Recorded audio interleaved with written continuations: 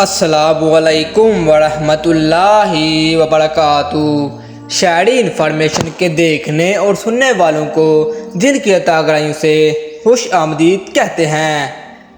عرفہ کے دن کا روزہ ذی الحجہ کے ابتدائی ایام میں نبی کریم صلی اللہ علیہ وسلم کا معمول روزہ رکھنے کا تھا، چنانچہ ازواج مطہرات رضی اللہ تعالیٰ عنہ فرماتے ہیں کہ نبی کریم صلی اللہ علیہ وسلم ذی الحجہ کے 9 دن روزہ رکھا کرتے تھے، اور عشرہ ذی الحجہ میں روزہ رکھنے کی فضیلت پر روایت پہلے ہی گزر چکی ہے کہ ذی الحجہ کے 10 دنوں میں ابتدائی 9 دنوں میں سے ہر دن کے روزے کا ثواب 1 سال کے روزے کے برابر ہے۔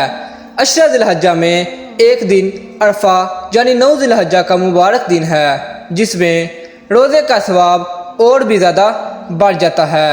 چنانچہ حدیث میں ہے، نبی کریم صلی اللہ علیہ وسلم کا ارشاد ہے، مجھے اللہ تعالیٰ سے امید ہے کہ عرفہ کے دن کا روزہ رکھنا 1 سال پہلے اور 1 سال بعد کے صغیرہ گناہوں کو مٹا دے گا۔